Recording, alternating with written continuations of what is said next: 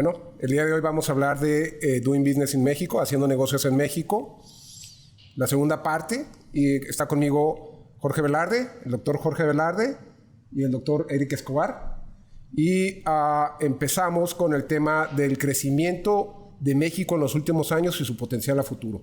¿Qué me pueden platicar de ese tema?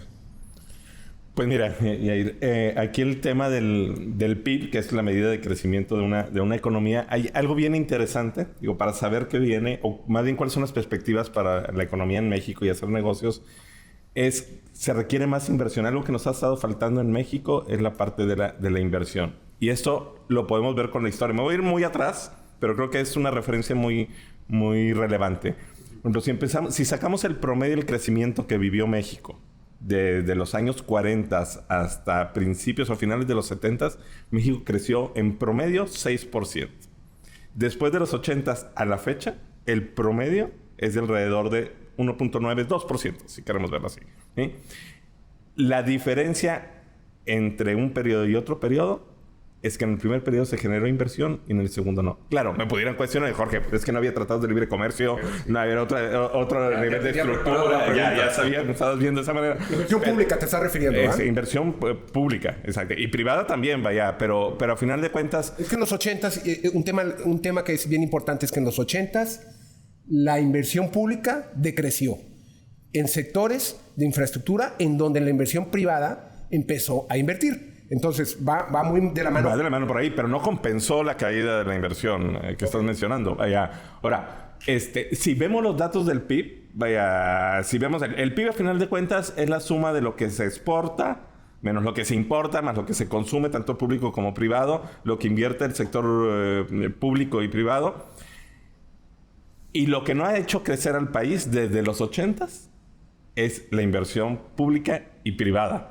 ¿Sí? Y lo que nos ha estado rescatando el tener ese 2% desde los 80 a la fecha, ¿sí? Han sido los niveles de exportación que después con toda la apertura comercial se empezó a detonar y el consumo. Es lo que nos ha rescatado. Pero lo que requerimos es más inversión para crecer y es lo que viene hacia adelante. Ok, entonces lo que nos está rescatando, en resumidas cuentas, es el sector manufacturero de exportación. No precisamente, porque si tú ves los niveles de inversión que tiene la industria, también es de los más bajos en todo este periodo. O sea, lo que se requiere es invertir en la industria, en manufactura particularmente, ¿sí? Y que sea inversión, obvio, privada, vaya, si estamos en verdad, pero también la parte de la inversión pública, ¿sí? Pero constante, vaya, se han tenido picos en inversiones, ¿sí? Pero eso tiene que ser constante para poder detonar y ser sostenible en el largo plazo, vaya. Porque recordemos que si no hay crecimiento no hay empleo. Y si no hay empleo, pues no hay ingreso. Y si no hay ingreso, no hay consumo. Y se vuelve un círculo vicioso. Vaya, lo que requerimos es inversión. Ok. Y vamos a recaudación. Sí. Claro, exactamente, para poder reinvertir. Para poder reinvertir. Exacto. Comienza todo el ciclo. Ok, oportunidades de inversión. Hemos visto que al día de hoy tenemos un tema, digamos que el tema candente es el nearshoring. Hemos visto en este año, principalmente y en el año pasado, que el conflicto Estados Unidos-China comercial, la guerra Ucrania-Rusia ha generado la necesidad de replantearse las cadenas de suministro y vuelven los ojos hacia México, nos hacen muy atractivos en el tema de nearshoring y nos agarran con los dedos en la puerta porque no tenemos inversión en infraestructura. Entonces, digamos que las oportunidades de inversión en varios sectores básicamente parecería que son de infraestructura, ¿no? Pues es que hablas tú del nearshoring, bueno, y vas a tocar temas que me apasionan. Este nearshoring no se viene hablando de mucho tiempo antes, ¿no? No es nuevo. El tema es, ¿México está preparado para la llegada de todos estos capitales? Y ahorita tú decías infraestructura. Y algo básico. Tenemos las carreteras, es más, me voy todavía más atrás. ¿Tenemos los puertos preparados para la llegada? México forma parte de la Organización Mundial de Aduanas, ¿sí? Lo cual nos tenemos que alinear a todas las normativas de la Organización Mundial de Aduanas. Pero nada más para su conocimiento, la sexta enmienda de la TGE, de la Tarifa de Impuestos Generales de Importación y Exportación, prácticamente entró pegada con la séptima enmienda. Y dices, oye, ¿por qué entraron las dos enmiendas juntas? Pues porque la sexta entró 3 años después de cuando debió haber entrado. Y estábamos adoptando la sexta cuando ya habían aventado la séptima, pero porque la séptima ya veníamos retrasados. Ok, para los que no conocen un poquito de la sexta y la séptima enmienda, ¿qué en específico están regulando? Simplemente es las tarifas, homologar las tarifas arancelarias a nivel mundial. ¿Para qué? Homologarla con el comercio actualizado. ¿Cómo qué? Pues hace 5, 6, 7 años no existían los drones. ¿Cómo clasificas un dron a la importación? ¿Cómo clasificas un vapeador que ahora está muy de moda a la importación? Todas estas son tarifas que se utilizan a nivel mundial y que el mundo entero, valga la redundancia, se tiene que alinear. Y todos los que formamos parte de una Organización Mundial de Aduanas tenemos que adoptarlo. Pero ¿cuál es la finalidad de todo esto? Pues simple y sencillamente tener un comercio internacional más fluido. No tengo nada en contra de la creación de la ANAM, la Agencia Nacional de Aduanas de México, que entra en vigor el decreto en julio del 2021 y que finalmente desaparece la Administración General de Aduanas. Pero todo al interior hay que hacer muchos arreglos para mejorar todavía el comercio. O sea, estamos hablando de infraestructura y sí, podemos hablar de puertos, de carreteras, pero hay cosas al interior que también tienen que arreglarse para que este comercio sea mucho más fluido. Sí. Fíjate, estás diciendo algo interesante que me viene a la mente. A ver, ¿tenemos las condiciones en México para poder atraer la inversión? Sí, las tenemos. Y yo creo que al ratito vamos a poner varias cosas sobre la mesa. ¿Tenemos las regulaciones adecuadas? ¿Tenemos todo esto que estás diciendo de manera adecuada? No. ¿Tenemos la infraestructura adecuada? Por ejemplo, somos el tercer... estamos en el lugar número 3 de infraestructura en cuestión aeropecuaria. De aeronáutica, perdón. Luego, somos el tercer país que tiene la mayor cantidad de vía férrea. Pero aquí el tema es que no está al nivel de primer mundo. Vaya, creo que algo importante es hacer ciertos compromisos, que el gobierno le entre a trabajar todo este tema que es un poco más operativo o administrativo. Eso es operativo. Pero sí, que también le entre el gobierno a trabajar en conjunto con esas nuevas inversiones que están llegando para poder mejorar toda esta infraestructura. Vaya, por ejemplo, ahora que está llegando Tesla aquí al norte del país, en Santa Catarina, Nuevo León, ¿sí? Pues ellos ya, no dudo que le van a apostar a invertir a generar toda la infraestructura aquí al municipio de San Pedro, a toda la parte del corredor hacia Laredo y demás. Pero tiene que haber ese compromiso conjunto. Gobierno, trabajar en inversión física, pero también el gobierno trabajar en toda la parte operativa, administrativa que se requiere. Cuando hablas de cooperación de gobierno, esto es bien importante. Cooperación de gobierno es invertir en lo que te corresponde invertir y dejar invertir en donde ya acordaste que los terceros iban a invertir. Si la iniciativa privada tienes ya una apertura en materia de energía, déjalos invertir. Porque este sexenio dimos 2 pasos para atrás. Se venía con una apertura en materia energética, se venía con una apertura en materia de oil and gas. Y, por ejemplo, la industria o la inversión en materia de energía pues ha sufrido algunos reveses. Entonces, tenemos, y hay estadísticas en donde dice que la energía producida por CFE pueden ser algunos cientos por cientos más cara que la energía producida por el sector privado. Entonces, si hablamos de un Tesla que se viene a Nuevo León, obviamente es una industria que no consume agua, bueno, reciclada o un mínimo, no, sus procesos no lo requieren, pero lo que sus procesos sí requieren es energía. Y la energía que requiere para ser competitiva en precios no es la de CFE.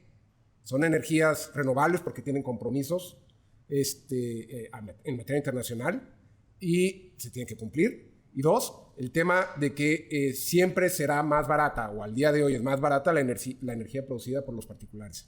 Yo creo que eso que tú dices, Jair, lo podemos poner en una palabra que se llama garantías. Garantías. Lo que habíamos platicado, y lo vamos a ver más adelante. ¿Sí? O sea, esa es, el gobierno tiene que ser un garante, debe darle la certeza de que todo va a funcionar, ¿no? Las condiciones. La función del gobierno es poner las condiciones sobre la mesa y dejar, como bien lo dice Jair, a dejar a las empresas que realicen la inversión. Porque hay muchas carreteras, pero habría que preguntarles a las cámaras del autotransporte la estadística que existe de robos al autotransporte en nuestras carreteras. Sí.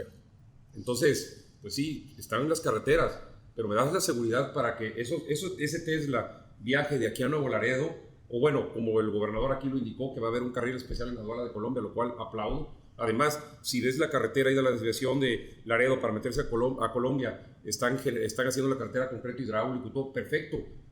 ¿La seguridad? No tengo nada en contra de ningún político y en favor de ningún otro, pero esa sí es una visión y hay que también aplaudirlo. Esa sí es una visión de negocios. ¿Por qué? Te voy a dar la facilidad, un carril especial, te voy a poner la carretera bonita para que transites, te voy a dar la seguridad. Eso es precisamente lo que tiene que hacer el gobierno para incentivar a la inversión extranjera directa a plantarse Ahora, en X o estas son inversiones que se ven. Las que no se ven. Digo, esta es la mayor inversión del sexenio. Sí, claro. La mayor inversión del sexenio, pues le pones tapetes rojos. Pero estamos hablando de las inversiones que no se ven. El que viene con $100 millones, que como quieres un mundo de dinero, pero que a lo mejor no la vemos, ¿verdad? Y que requiere infraestructura. Entonces, el tema es lo que habíamos dicho en ocasiones pasadas. Parques industriales al 90% de su capacidad.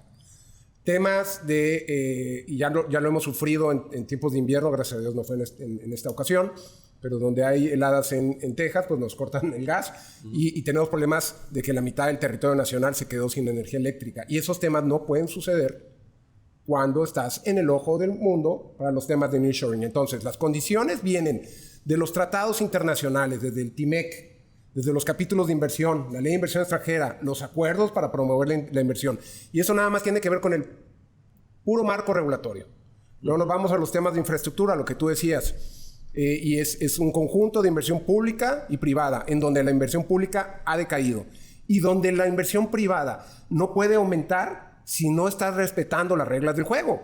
Porque si vamos a tener una gran demanda de energía, ¿quién la va a proporcionar? ¿Sí? Porque esos inversionistas que venían con especialistas en materia de energía, pues la van a pensar 2 veces antes de venirse a México, ¿no? Ahora, eso no quiere decir, o más bien quiere decir que en la pregunta inicial donde abrimos este capítulo, que era oportunidades de inversión, pues las oportunidades de inversión son nuestras deficiencias, ¿no? Tenemos problemas de inversión, problemas de tecnología. Tenemos necesidades de energía renovable. Tenemos problemas de infraestructura. Tenemos una gran industria manufacturera en procesos de expansión. Y todo esto nos lleva a un tema que son los servicios financieros. No sé si estén de acuerdo, pero obviamente la financiación de todos estos proyectos van a traer todo tipo de inversión para México. Se fueron al inicio del 2018, mucho capital salió en el 2018, pero al final del día, con este reposicionamiento en nearshoring, pues tiene que regresar poco a poco a financiar todas las industrias. Fíjate, un ejemplo claro de que si hiciéramos lo correcto, todo lo que estamos comentando aquí, si lo hiciera el país, un ejemplo de esto, de quién sí lo hizo, es Corea. Corea, si comparamos el tamaño de la economía de Corea con el de México, en el 2005 era exactamente el mismo que el de México. El PIB, medido en dólares, era el mismo. O sea, veamos el tamaño del país de Corea y veamos el tamaño de México. O sea, el PIB era el mismo. Corea de ahí a la fecha hizo toda esta tarea que estamos comentando aquí. O sea, la parte de inversión en infraestructura, la parte de poner las condiciones gubernamentales a las empresas para que vengan, a todo el tema de tramitología, pues lo facilitó. No cortó la parte de algunas inversiones. Por ejemplo, ahorita lo que tú decías, Jair, de la parte de energía renovable y todo esto, lo hizo. Ahorita el PIB de Corea per cápita, o sea, por habitante, ¿sí? Es 4 veces el de México. ¿Sí? O sea, esa es la diferencia. Y veamos simplemente, nos va a sorprender, veamos el país, veamos en un mapa el tamaño de Corea y veamos el tamaño de México. O sea, ellos hicieron la tarea desde el 2005. ¿Sí? O sea, imagínense que no podemos hacer nosotros si empezamos a dejar entrar esas inversiones. Y hay grandes oportunidades, ahorita lo mencionaban, en tecnología, en manufactura, en toda la parte del sector financiero. Miren, algo que está creciendo y sorprendente es la parte del sector financiero. ¿Sí? Y específicamente todo lo que está ahorita en la parte de fintech. ¿Sí? Latinoamérica representa, de todas las empresas que están generando de fintech en el mundo, el 20% están en Latinoamérica. ¿Sí? Y de ese 20%, el 20% están en México. ¿Sí? O sea, es decir, en México, ¿sí? Junto con Brasil, son los países que han atraído más inversión a ese sector de fintech. ¿Sí? Y esto, de alguna manera, facilita las operaciones de las empresas. Van a decir, bueno, ¿eso qué tiene que ver con la gran empresa? Pues facilita las empresas, a la gran empresa. ¿Por qué? Porque esas inversiones se están dando en la parte, particularmente ahí es donde están las oportunidades de inversión ahorita. Vaya, en la parte de generar fintech desde el punto de vista de pago para hacer compras en línea y crédito. ¿Sí? Y todo eso pues, es lo que también de alguna manera les duele a las empresas cuando llegan a México y facilita las cosas. Entonces hay grandes oportunidades de inversión. Y en la parte de energía, pues hay un compromiso para el 2050, ¿sí? De que el 50% de la energía sea renovable en el país, en México. Ahorita estamos al 20%. Bueno, al 33%, viendo los datos en la mañana que estaba viendo, ¿sí? Entonces, imagínense las oportunidades de inversión que hay en ese sector. Claro, tienen que estar las condiciones sobre la mesa en la parte gubernamental.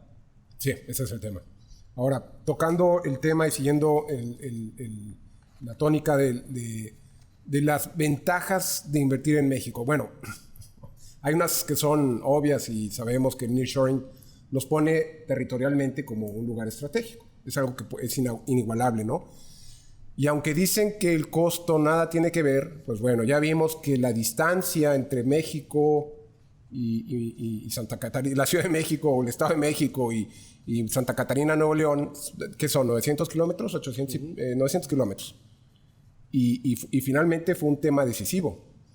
Finalmente fue un tema decisivo a pesar de la oposición a nivel gobierno federal, llámese presidente, para que se estableciera en Monterrey. Entonces, la cercanía es un tema.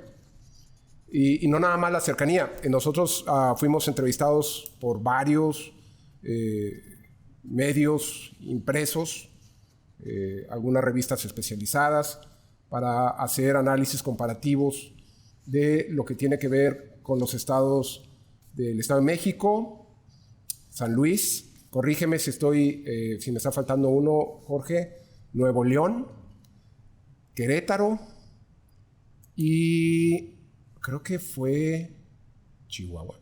Ciudad Juárez, Chihuahua. Y Tamaulipas, por ahí también se llegó a hablar Tamaulipas. Y entonces te pones a ver y ahora vamos a hablar de estados, pero también vamos a hablar del país, pero luego también nos vamos a pasar a temas de estados. México es un país muy atractivo versus algunos otros países porque el costo laboral, el costo de la fuerza, de la mano de obra es muy barata.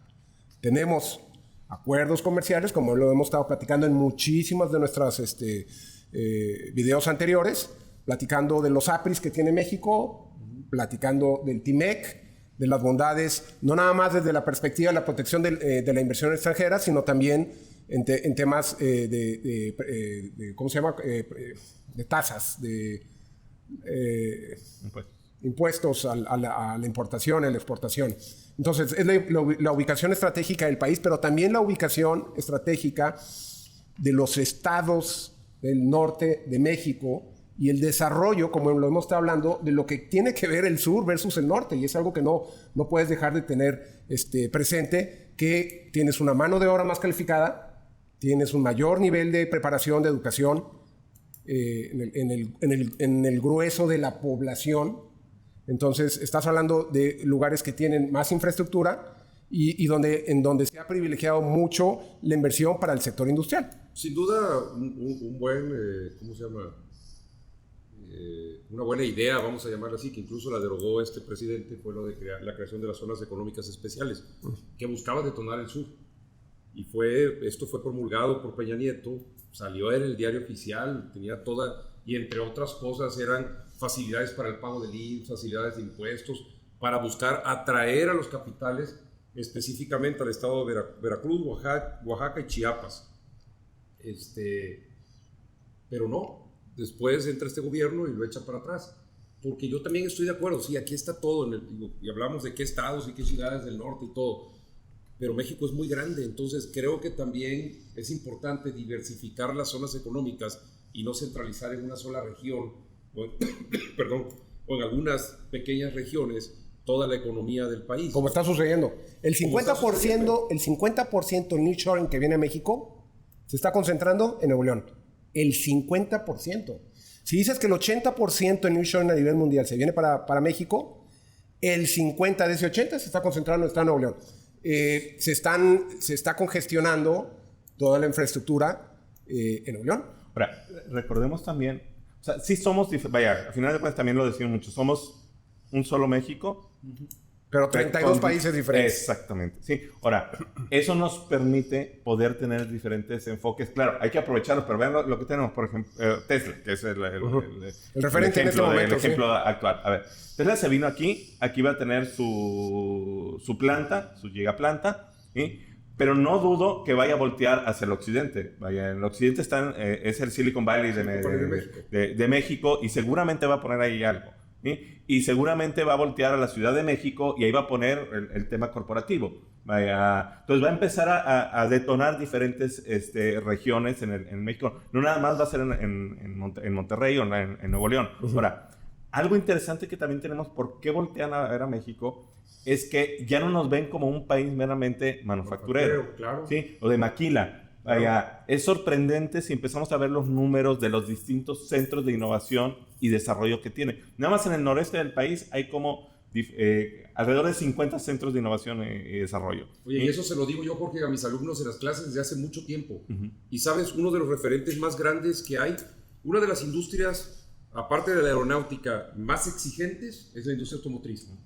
Sí. Y la primer planta que pone Audi fuera de Alemania, ¿dónde la pone? En México. Y la pone en San José, Chiapas, se llama el pueblo, pegado a Puebla.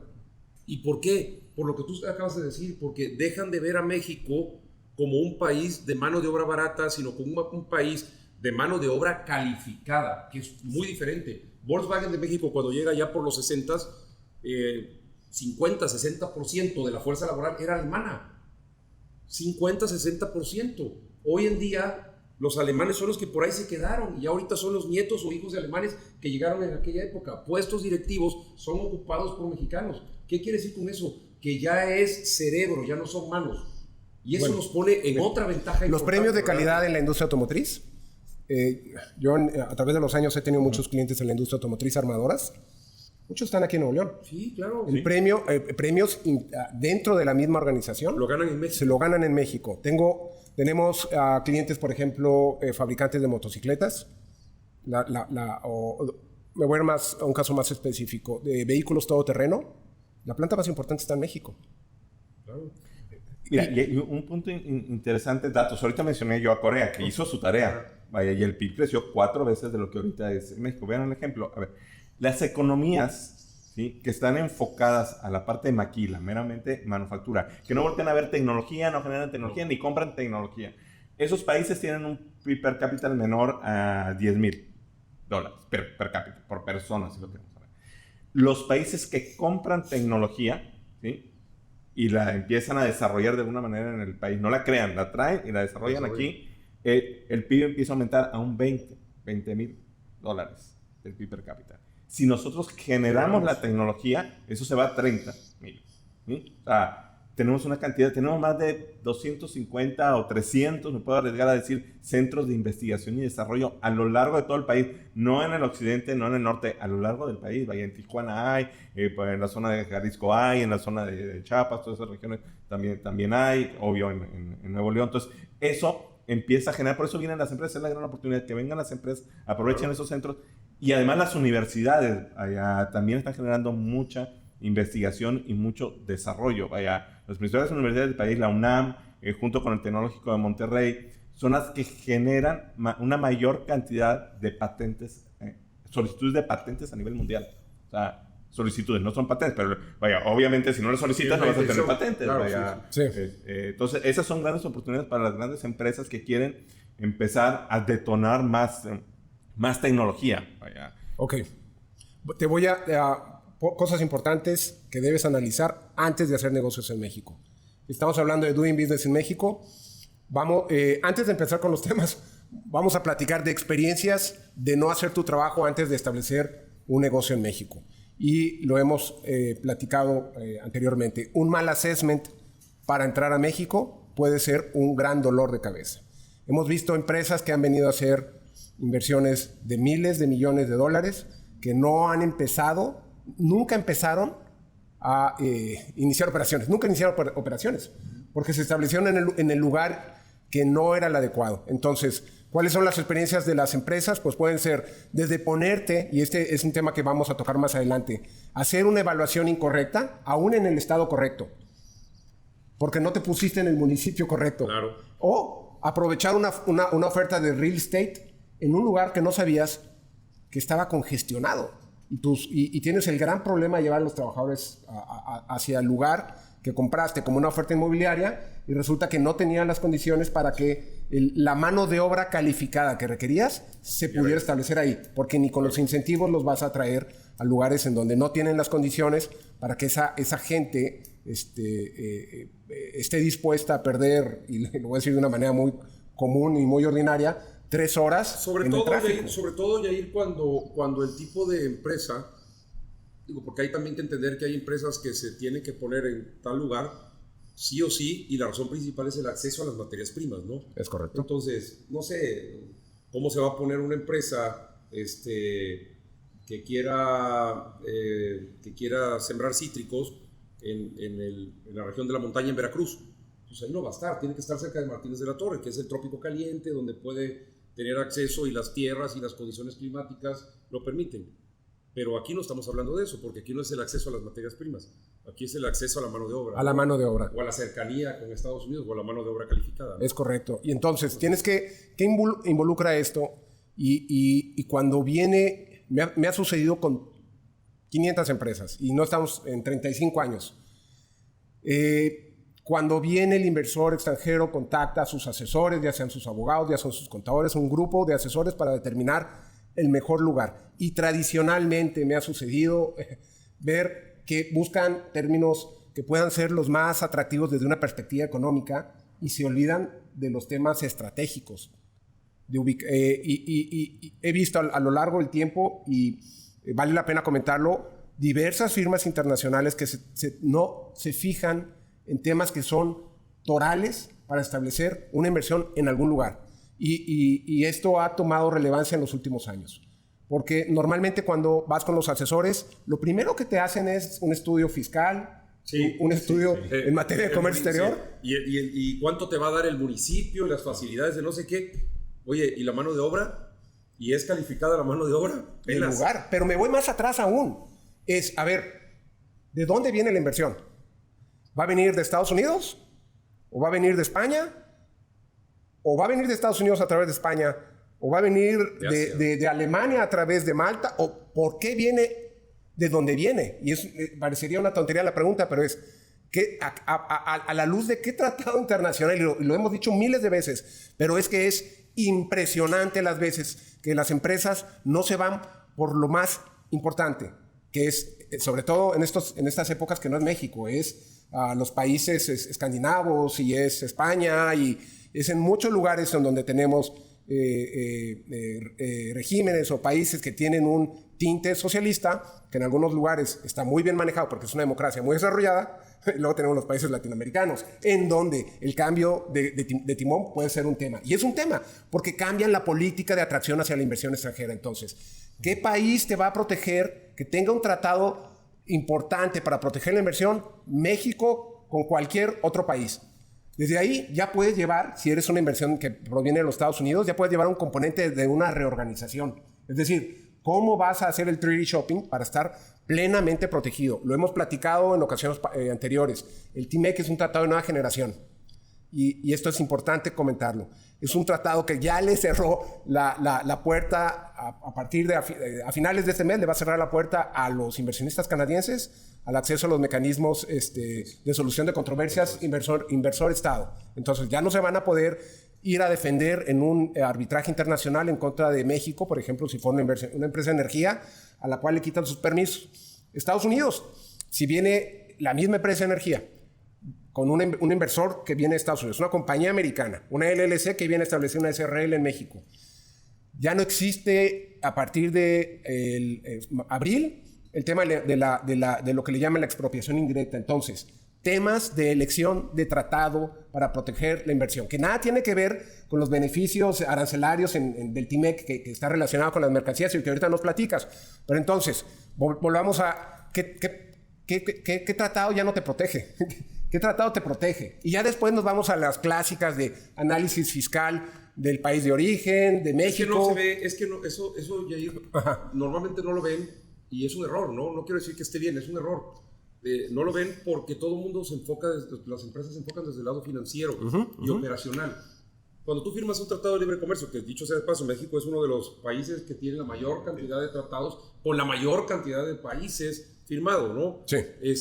Y nos convertimos en un atractivo porque el tema lo direccionamos eminentemente con cuestiones arancelarias. Es correcto. Impuestos y no arancelarias, que son con el tema de permisos, normativas y demás, que son los beneficios que en primera instancia te da un tratado. No siempre, pero en la mayoría de los casos, y no siempre, porque si vemos el TPT, el Acuerdo Transpacífico, si tú revisas los capítulos que tienen que ver con la parte textil de México con Vietnam, todo el mundo estaba salivando porque dice, oye, pues voy a traer las cosas de Vietnam más baratas. Pues no, curiosamente el arancel que pagas para ir a Vietnam es más alto que la tarifa general que se está pagando. Entonces no siempre, pero sí es un común denominador que cuando tienes un tratado vienen esos dos beneficios, los arancelarios y no arancelarios, y no se fijan en eso que dices tú, que pudiera a lo mejor ser un poco más técnico, pero que no se los dicen a las empresas. Es correcto. Y que es muy importante entenderlo, ¿verdad? Fíjate, y algo, escuchándolos, digo, ustedes son más expertos en el tema de tratados y demás, digo, y al final de cuentas es un atractivo para México porque tiene acceso al 60% del PIB mundial allá. Y algo clave para las empresas que vienen, que voltean a ver a México, algo clave es la parte de la negociación y la parte de la formación de equipos, ¿sí?, nacionales. O sea, que hagan equipo. Vaya, quieren venir, alguien que viene del extranjero a México, pues no es ese experto en todos los temas nacionales. Vaya, tienen que contratar un equipo nacional para que pueda decirles todo esto que estás diciendo, Eric. Vaya, que lo dicen muy sencillo, pero las empresas a veces ni siquiera saben bajo qué tratado tienen que entrar para poder importar, exportar o estar operando, vaya. ¿Por qué? Porque lo quieren hacer ellos y no forman equipos con gente de México. Ese es el problema. Hay gente profesional. Exacto, nacional, profesional. Es más, nos ha pasado casos en los que se van con la Shelter. Que no Que lo simplemente... busquen. Y tampoco la Shelter. O sea, No, la Shelter es el grado último de no poner un pie, de querer poner un pie en México. Pero no ponerlo. Y pagar el precio, ¿no? Sí, muy alto. Y pagar un precio carísimo por no tener tus equipos nacionales. Es Si decir, alguien nos oye que es Shelter, no tenemos nada en contra de ellos, ¿eh? No hay Pero nada. Es demasiado caro. Un ejemplo, fíjate, de eso, vaya, no es de México, pero creo que puede ser interesante mencionarlo, es, por ejemplo, Walmart, cuando quiso entró más bien a Alemania, dijo, bueno, pues soy Walmart, voy a entrar, voy a vender, no hizo un análisis de mercado y cerró, vaya, no recuerdo cuánto tiempo duró ahí, porque pensó que la gente, vaya, iba y hacía el súper un día y se esperaba una semana y después volvía a ir. Ese es el modelo de alguna manera de los latinoamericanos, de los americanos. Allá no, allá compran todos los días, al día, en la esquina y demás. No conocía el mercado. Es en el caso de muchas empresas que vienen a México para exportar y ni siquiera conocen el mercado que van a exportar y ni siquiera el nacional donde van a estar. Entonces también ese es un punto bien importante. Tienen que conocer el mercado. me pasa con Shelters, por ejemplo. Clientes que vienen a vender su alma con una Shelter. Cuando hablo de vender su alma, es porque vienes... te amarras con una Shelter que te lleva de la A a la Z. No tienes una presencia en México. Te lleva toda la manufactura. Todo. Y entonces no llevas ese proceso o esa curva de aprendizaje para saber cómo se hacen negocios en México. Y cuando te das cuenta, el que está haciendo negocios es la Shelter. Es otro.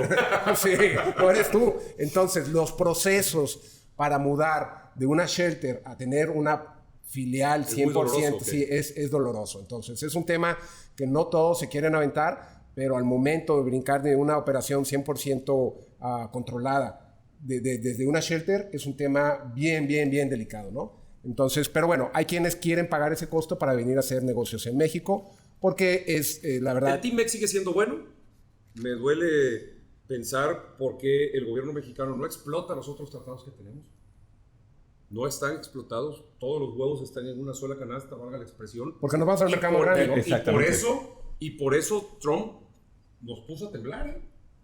Cuando dijo, porque el primer mensaje de Trump no era renegociar el tratado, era acabar con el Tratado de Libre Comercio, liquidarlo. Que les iba a pegar más fuerte. Bueno, sí, nos iba a pegar a los dos a por los igual. Dos, a los dos. Por igual. Sí. Pero le funcionó. Y sus mensajes incendiarios en temas en tiempos de campaña funcionaron, porque lo llevaron a la presidencia. No quiero decir que por esto, pero sumó.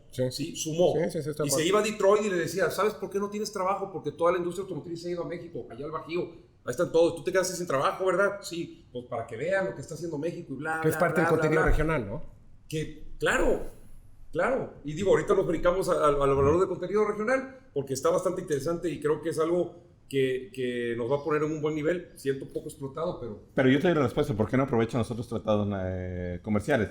Porque el 80-90% del negocio está con Estados Unidos. Entonces, ¿para qué volver a ver los demás? Y porque está cómodo. En no sé, en 2-3 horas, en 1 hora estás en Houston y luego de ahí te mueves para cualquier parte de Estados Unidos. Vas y vienes el mismo día. Ahorita que acabas de decir eso, una oportunidad que tiene, una ventaja que tiene México, que hace rato comentamos, si no lo mencionamos, es que de México a cualquier parte de Estados Unidos puede estar en 24 horas. Claro. O sea, eso no lo tiene ningún país del mundo. Nadie. O sea, en 24 horas puede estar en cualquier ciudad de los Estados Unidos desde México. Es una oportunidad que tiene México para atraer más inversiones. Ahora, platícanos un poquito del TIMEC. Si estamos hablando de tema de atracción de inversión a México, uno de los temas importantes, el tema toral es TIMEC en materia de comercio. Entonces, tenemos, para ponerlo en contexto, no necesariamente el tema de la nacionalidad del inversor, el que invierte a través de una subsidiaria mexicana, tiene que ser americano o canadiense para venir a hacer negocio en México. Eso no lo es. Sigues estando beneficiado bajo el TIMEC porque eso atiende, y eso es a lo que me gustaría que te explayaras, Eric, atiende a otros criterios. Y fíjate, poníamos ahí, había puesto yo aquí en mis notas algo del origen de las mercancías. Eso está bien complicado. Y digo, nos tardaríamos a lo mejor, o me echaría un par de horas hablando del origen, que además, debo decirlo, que no tengo todo el ¿cómo se llama? El bagaje y el valor para poder considerarme como un experto, porque es un tema muy complicado y muy técnico el conferir origen a las mercancías. Pero lo que sí es un hecho es que hoy en día muchas tú hablabas de la guerra comercial entre China y Estados Unidos. Esa guerra comercial entre China y Estados Unidos, y está documentado, y lo tengo de fuentes oficiales, y no puedo decir además porque lo he vivido, pero no puedo entrar en tanto detalle. Las empresas en Estados Unidos están poniendo por normativa que su producto terminado no pueden decir made in China o hecho en China. Y están buscando cómo a través de México podemos darle ese valor de contenido regional para conferirle el origen de México para que pueda entrar a Estados Unidos bajo el amparo del Tratado de Libre Comercio. Pero ojo, no es aprovechar tanto los beneficios del Tratado de Libre Comercio por un tema arancelario. Es para que la mercancía no venga con una denominación de origen de China. Es un tema ya más político, cultural, y está sucediendo, es real. Lo que estoy diciendo es real. No es de oídas, es real. Entonces, si no estamos viendo eso, híjole, pues ¿dónde estamos parados?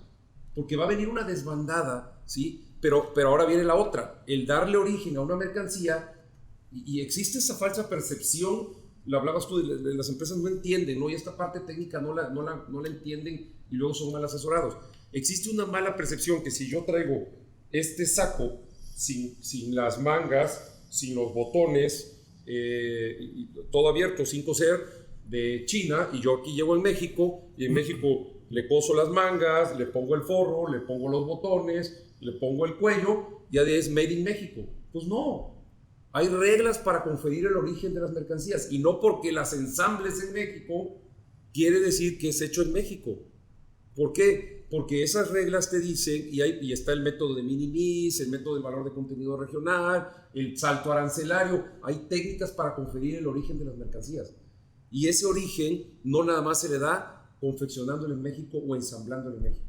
Entonces, hay que tener también mucho cuidado con eso. Sí. ¿Sí? La industria automotriz, el valor de contenido regional del acero, México fue uno de los grandes perdedores, y lo digo entre comillas, porque tuvo que ceder, entre otras cosas que se cedió, tuvo que ceder con Estados Unidos en la mesa, en una de las 7 rondas de negociaciones que hubo, con el valor de contenido regional del acero, el acero utilizado en la industria automotriz, que iba... Y no quisiera dar el dato y ser tan tajante, pero por el 60 y tantos % al 75%. ¿Por qué? Porque Estados Unidos ya se había dado cuenta que los autos estaban siendo manufacturados con acero que provenía de algún lado de Asia, preferentemente de China, y lo que hizo fue blindar. En México maquilamos acero automotriz, pero no fundimos, no comenzamos desde la colada continua. No hacemos acero automotriz, lo maquilamos, viene del exterior y aquí lo metemos a los molinos calientes o al molino en frío, que son cosas muy diferentes. ¿Dónde se hace todo el acero automotriz de la región? Prácticamente en Estados Unidos. Entonces Estados Unidos dice, hey, tiempo, los autos para que el valor de contenido regional del acero califique para TMEC, tiene que tener el 75% de acero de la región. De la región México no hay, Canadá muy poco. ¿Quién es? Estados Unidos, el gran ganador es Estados Unidos. Es correcto. Entonces, el origen de las mercancías, y ahí podríamos hablar más, pero en el TMEC ya le puedes tú hacer tu certificado de origen aún siendo tú un exportador. Aún siendo tú un importador. Y dices, ¿cómo? En el certificado de origen, la regla te dice que el exportador es el que emite el certificado, porque es el que conoce el origen de las mercancías y se va hasta el bill of material, los billetes materiales, y puede entender de qué origen tiene la materia prima y en base a eso determinar si califica o no. Bueno, ahora como importador tú lo puedes hacer, ¿sí? Esto va a cambiar mucho las reglas del juego también. Ok, bueno. Si ya hablamos de que hiciste tu análisis a nivel tratados para proteger la inversión, hiciste tu análisis de los tratados internacionales en materia fiscal, los bilaterales que tenga México. Luego analizaste el tratado comercial relacionado con tus mercancías, el origen de tu mercancía y los beneficios que vas a tener, porque al final del día el mercado destino, en la mayoría de los casos, es el mercado de los Estados Unidos. No somos atractivos para el nearshoring porque México sea un gran consumidor. No, es porque somos un país manufacturero, exportador. Sigue siendo la realidad. Estamos en proceso de desarrollar ciertas industrias, pero realmente la infraestructura y lo que requerimos viene para ser para seguir siendo una maquiladora de los Estados Unidos. Y luego, el punto es, si ya hiciste todo tu análisis, y este es un punto importante, hiciste el análisis de todos los tratados internacionales en todos los aspectos, ahora tienes que elegir estado, y curiosamente volvemos a lo mismo. Si ya elegiste el estado, ¿pero qué municipio? ¿Sí? Porque volvemos a lo mismo. Los estados en sí tienen una vocación, pero dentro de los municipios hay vocaciones también. Entonces, sin entrar mucho a detalle, no nada más tienes que saber la vocación de tu estado, sino la vocación del municipio. Claro. Y los recursos disponibles, porque, por ejemplo, sabemos que Aguascalientes tiene manufactura, tiene tecnología y tiene servicios, o que Baja California tiene manufactura, turismo y pesca. Todos los estados tienen una vocación. Claro. Y no podemos ir a Ciudad de México, como tú decías hace rato, Jorge, los servicios, las finanzas y el comercio. Entonces, los estados de la República tienen vocaciones muy específicas. El Estado de México, que lo están poniendo a competir con Nuevo León. Manufactura, servicios y turismo. Guanajuato, aeronáutica, automotriz. Nuevo León, manufactura, servicios y tecnología. Pero luego te vas al estado, al municipio. No es lo mismo que te vayas a Gualahuises que a Apodaca. O que te vayas a Santa Catarina. Y que veas que realmente algunos tienen una vocación fuerte, pero que ya están muy congestionados. No hay disponibilidad. Pero no te puedes ir a lugares en donde sí hay la disponibilidad, pero no tienes la mano de obra, porque te termina pasando lo que le pasaba a Juárez en los 2000, ¿no? A inicios del 2000. Lo que decíamos, iba por camiones por enteros. Por eso eran los juarochos. Iban a Veracruz a llevarse a trabajar allá los juarochos. Sí, iban camiones. Camiones y camiones.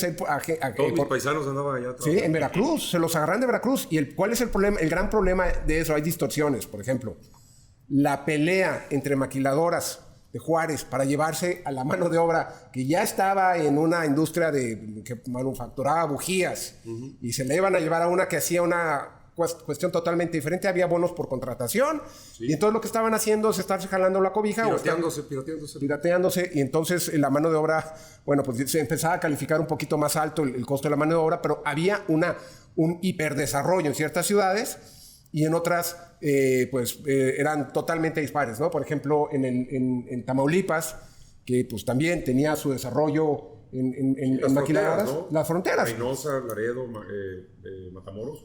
Pero luego empezó el tema de la violencia, y volvemos al tema.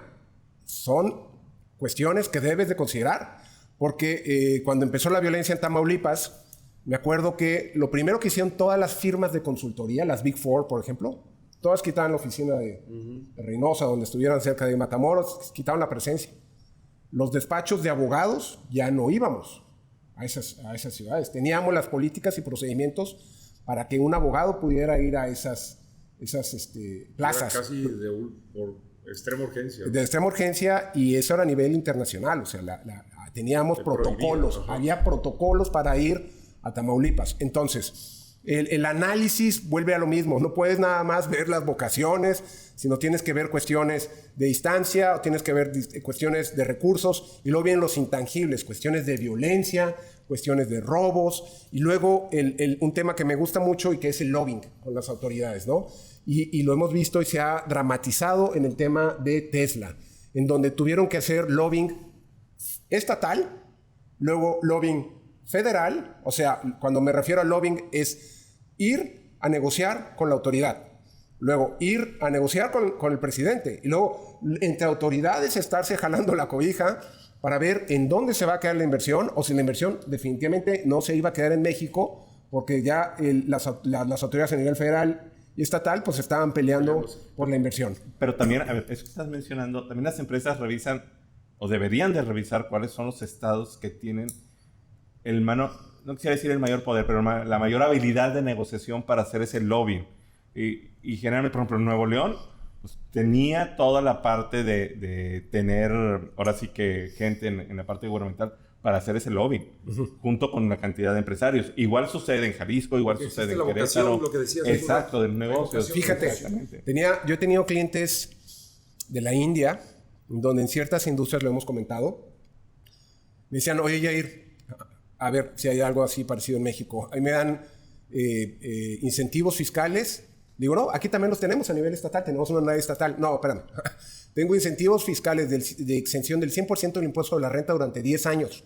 Me decía, por eso ciertas industrias, como por ejemplo ellos son muy fuertes en la industria del software, ha crecido tanto. Y era una industria que empezó con $100 millones y ahorita te voy a dar una cifra, ahorita ya perdí los datos, pueden ser $100 millones. Pero el tema es, esos incentivos son muy agresivos, y esos incentivos son los que hicieron crecer ciertas industrias en la India o en China. Pero en México, y eso es a lo que voy, resulta ser que de repente se ponen los incentivos a nivel estatal. El federal no lo otorgó. El mayor incentivo en materia federal fueron los programas IMEX, la exención de impuestos en programas IMEX, ¿no? Pero estatal, los incentivos pues están muy limitados, porque los estados no cobran la mayoría del dinero. Los estados te cobran el impuesto sobre nóminas. Sí, son chiquitos. Predial. Les llega lo de la participación federal y luego ellos viven de la participación federal. Entonces, las leyes empezaron en un universo pequeñito a darte incentivos pequeñitos. Y luego vino una gran negociación, y esto es a lo que me refiero con el lobbying federal y estatal. Cuidado con lo que negocias, porque no puedes negociar muy bien, porque te puede resultar contraproducente. Y ustedes se acordarán de una armadora muy grande que vino a Nuevo León antes de Tesla, coreana. Esta armadora obtuvo incentivos por arriba de lo que establecía la ley. Y entonces el gobierno estatal que sucedió, el gobierno que otorgó los incentivos, fue todo un tema. ¿Por qué? Porque no les pagan los incentivos, pero también tenían rasgos o indicios de acciones penales en contra de los funcionarios, en contra de las personas del otro lado que negociaron los incentivos. Es decir, tú cuando llegas con un estado, literalmente, tiene un tablero de indicadores y tú vas llenando número de empleos, tipo de empleos, y si se requiere mucha maquinaria y poca maquinaria. Tú vas todo un cuestionario al que se le van dando una evaluación, y en base a esa evaluación tú puedes llegar a un número máximo. No nada más se privilegia la inversión, sino se privilegia también el número de empleos y una serie de situaciones o índices económicos que le interesan al gobierno estatal, ¿no? Era lo que mencionábamos hace ratito, vaya, ahí la parte, porque a veces nos cerramos y decimos, a ver, ¿cuáles son los incentivos fiscales que estamos hablando? Son estos, y todos, obviamente, todos lo que buscan es que sean esos incentivos muy buenos, es decir, pagar menos impuestos. Ahora, a veces, y también ahí lo menciona el gobierno, ya sea federal o estatal, ven la parte del ingreso en el corto plazo, porque al final de cuentas lo que requieren es el ingreso para hacer inversión. Pero hay que pensar en el efecto multiplicador, vaya, que hace rato lo comentábamos. Bueno, a ver, generación de empleos, sí hay que marcar cuántos empleos hay, pero hay que generar también o revisar el nivel de ingreso que se genera, el nivel de gasto que se va a generar, el nivel de consumo que se va a dar. Y eso vuelve a dar no un ingreso a la federación o al estado, no únicamente por la empresa, sino por un efecto multiplicador por la compra en otros sectores. Vaya, eso es bien importante a la hora los que viene una proveedores, empresa. por ejemplo, la parte de los proveedores es otro punto también. En el cuestionario que te menciono, son proveedores, son 1000 puntos que tienes que llenar y te lo califican. Llegó un momento, cuando éramos teníamos una legislación muy joven, que salieron unos incentivos impresionantes. ¿Y sabes a quién se los pagaron? A nadie. O sea, les empezaron a pagar 2 meses y luego dijo el gobierno, caray, no puedo pagar estos incentivos, no tengo el dinero para pagarlos. El fondo se empezó a aprobar por el Congreso del Estado un presupuesto anual. Y dijeron, hasta donde llegue, como lo repartas. Entonces resultó que la empresa armadora automotriz le jaló la cobija a todos los demás. A nadie le pagaron los incentivos fiscales. Decían, bueno, en vez de darte, porque había hasta pago en efectivo, te voy a condonar el de nóminas por 20 años. Y pues decían, oye, pero es que tú me prometiste estos incentivos, que podía llegar a un porcentaje de la inversión. Eso no se respetó. Entonces llegamos a un tema de legislaciones muy jóvenes en materia de promoción de la inversión a nivel estatal, cuando el tema interesante para el inversionista, la verdad, sobre todo el que viene de China y el que viene de la India, acostumbrados a unos incentivos a nivel de impuestos sobre la renta impresionantes, cuando le traen los impuestos, los incentivos estatales, pues dice, bueno, pues de eso a nada, pues eso, ¿no? Entonces, sí hay que hacer el lobbying federal y estatal. Los incentivos son marginales, la verdad, y el tema en el lobbying federal se ha vuelto un tema importante, trascendental, porque si no, nunca inicias las operaciones. Ya lo vimos en el tema Tesla, ya lo vimos con la cervecera en Tijuana, que nunca inició operaciones y hizo una inversión de miles de millones de dólares, ¿no? Entonces, el assessment, si nos estamos fijando en este momento en el assessment, de todo lo que hemos estado platicando, como vemos, es un tema. O sea, tienes que contratar y tenemos miles de temas que podríamos tocar en este momento, como lo que es la infraestructura logística. Se me hace que Doing Business vamos a hacer una tercera versión. Yo creo que sí. Pero toquemos un punto importante en conclusiones. Si te pones a ver un proyecto de inversión en México, un proyecto que sea responsable, necesitas tener un conocimiento local muy profundo. Y muchas veces ese conocimiento local profundo no lo encuentras en donde normalmente la inversión extranjera viene a quien viene a contactar la inversión extranjera a México. Porque ya están muy guiados by the book. Y by the book no aplica el by the book igual en Estados Unidos que en México. O no aplica by the book en Alemania o en Reino Unido que en México. Yo les haría una pregunta. ¿Ustedes creen que el gobierno mexicano ha dado... vamos a poner, o han echado a andar las reformas estructurales reales que se necesitan para la inversión extranjera? Yo creo que no. Dicho de otra manera, ya hay una reforma estructural, me refiero a una reforma fiscal real de fondo, una reforma laboral de fondo, una reforma energética de fondo, real, veraz, que dé las garantías. Yo creo que sí. Que dé certeza a los inversionistas. Mira, te contesto con lo que iniciamos a comentar. ¿Por qué seguimos creciendo un 1.9% desde los 80 en promedio? Esta es la respuesta. No tenemos las reformas adecuadas para traer la inversión. Son números reales. Son números duros. Son fríos, duros. Sí. Son las reformas que hemos podido negociar. Bueno, no digo hemos, de todos los mexicanos, no. Ajá. A nivel aristocracia política, lo quiero llamar varios políticos. Sí. Las cúpulas. Las cúpulas es lo que han podido negociar. ¿Por qué? Porque a mí me gusta leer la versión macro y el mundo siempre entra en un círculo en donde tienes de repente una tendencia y luego vuelves a las viejas tendencias y luego vuelves a retomar una. Entonces entramos en una etapa de liberalismo durante 20, 30 años y estamos entrando a unas etapas que antes serían socialistas y que ahora les llaman populistas, gobiernos populistas, que al final del día, digamos que le quitaron el tema socialista en el Foro de Sao Paulo. Dijeron, vamos a quitarnos esa etiqueta porque está muy quemada. Muy feo, sí. Se oye muy feo, pero bueno, llamémosle gobiernos populistas. Ok.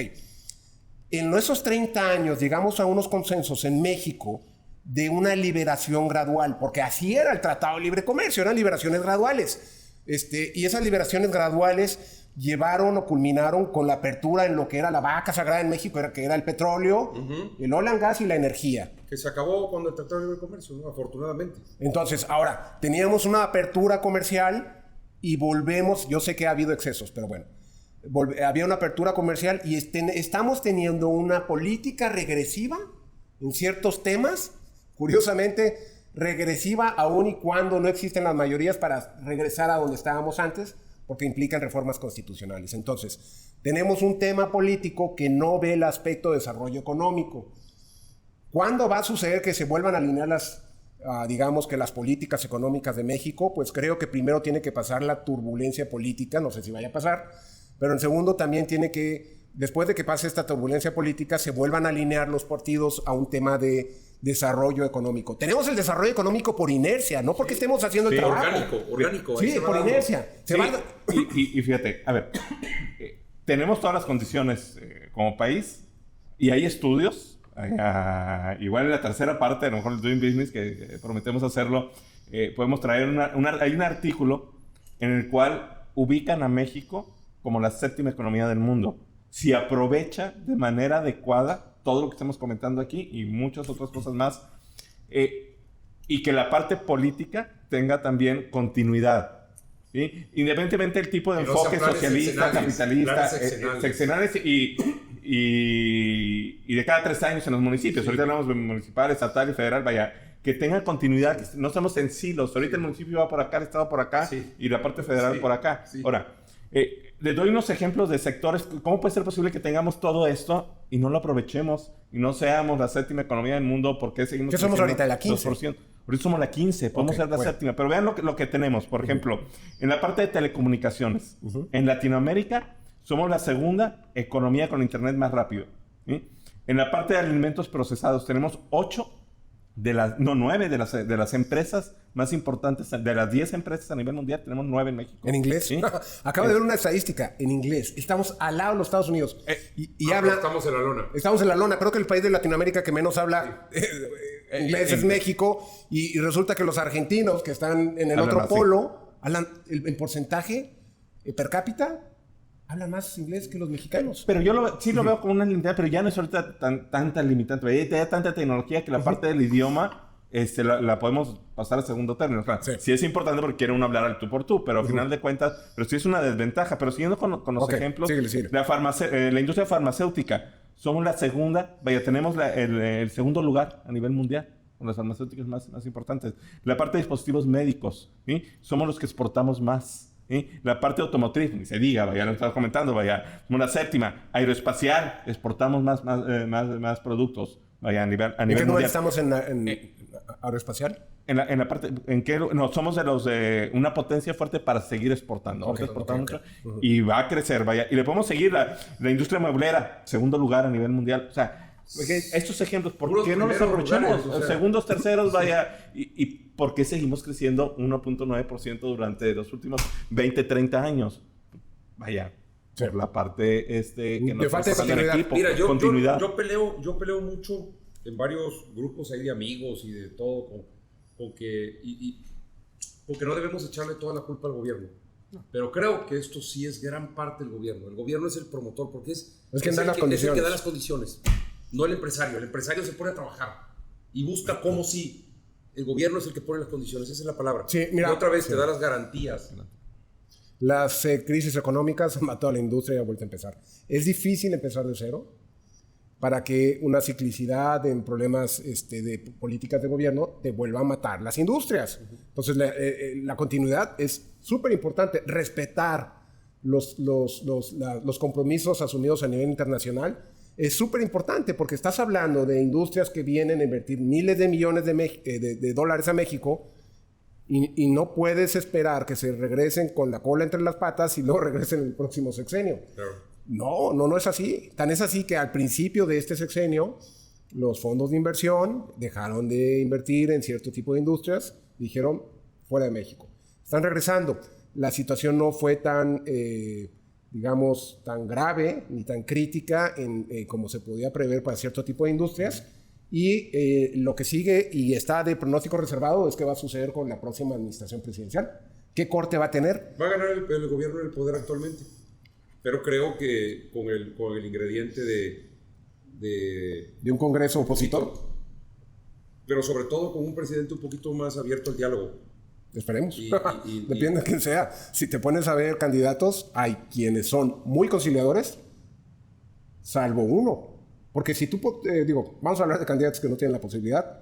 Bueno, vamos a hablar de candidatos, no vamos a ver quién tiene posibilidad o no, pero hay candidatos como un Ebrard, que es muy conciliador, o como Ricardo Monreal, que es muy conciliador. No termino de leer a Sheinbaum, pero pareciera ser más del corte. Es que ella no se abre al debate, pero pareciera ser más del corte de... Pero mira, creo que, a ver, ahorita es el momento de México, aunque esté muy choteada la frase, es el momento de México. Tenemos todas las condiciones.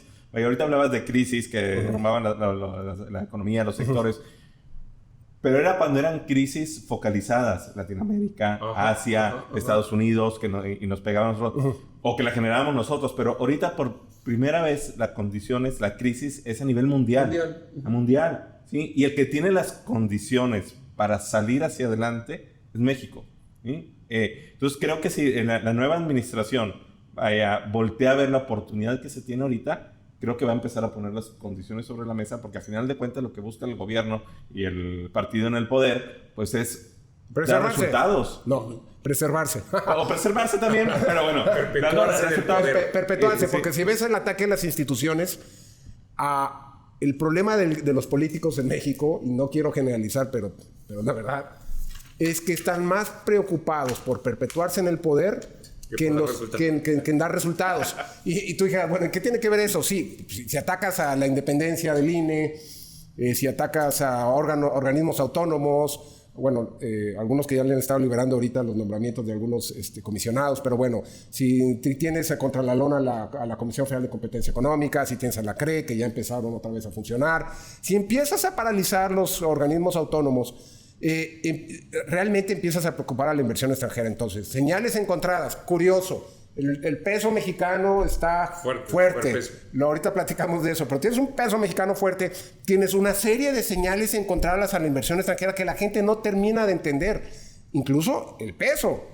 La fortaleza mexicana vienen tantos factores externos que en México no terminamos de entender que nos están favoreciendo. No podemos estar nadando contra corriente y decir, todo esto me beneficia y yo sigo con las señales encontradas. Por ejemplo, el maíz, los temas que tienen con el maíz, los temas que tienen en materia de energía eléctrica, todos los paneles que se han estado viendo al amparo del TIMEC, estás incumpliendo con los convenios internacionales y aún así, todas las circunstancias son favorables para México. Pero nos tienen que ayudar tantito, porque las condiciones son favorables. Pero las actuaciones del gobierno federal parece que es ir como un salmón en contra de la corriente. Y eso no puede suceder. Aún así son tan buenas las condiciones externas que salimos adelante. Positivo. Somos un salmón. No, y las condiciones externas, las condiciones internas. Si vemos los datos económicos de México, no hay nada negativo. Y el que pudieran cuestionar es la deuda, que sí es preocupante, pero está en la rayita. La deuda. A ver, platícanos de la deuda. No, los niveles, un nivel saludable como porcentaje del PIB, obvio, de deuda de un gobierno es 50%. Ahorita anda en 49, 48%. ¿En cuánto lo tomaron? Perdóname. ¿En cuánto lo tomaron de qué tiempo? En términos porcentuales. Eso, vaya, lo que pasa es que es una fotografía de la cantidad de deuda que tiene ahorita el gobierno. Es el 50%. Arrancando en 600, no me pueden fallar los números, pero andaba como en 40. Ok, un 10%. ¿Sí? Un 10%. Pero si vemos todos los demás indicadores económicos de consumo, producción en general, pero el sector financiero. El sector financiero es uno de los más saludables a nivel mundial, vaya, es algo que voltean a ver a México. Las tasas y todo lo que te cobran de interés. Ese es un problema de regulación. Pero no nada más es lo que te cobran, pero es un problema de estructura financiera. Pero es un problema de regulación. Sí. Un problema de regulación porque... Cuando la crisis de España, resulta que en España tronaron todos los bancos, pero reportaron números positivos por los buenos resultados de México, Santander, BBVA... Sí, con la capitalización de los bancos. Banamex era la joya de la corona de Citibank cuando estaba en sus peores. Pero es que la verdad es que existe una regulación... Bueno, no. Hay una inexistencia de regulación en materia de comisiones. Y te cobran lo que quieren en comisiones. Entonces... Pero bueno, es mucho la capitalización de la...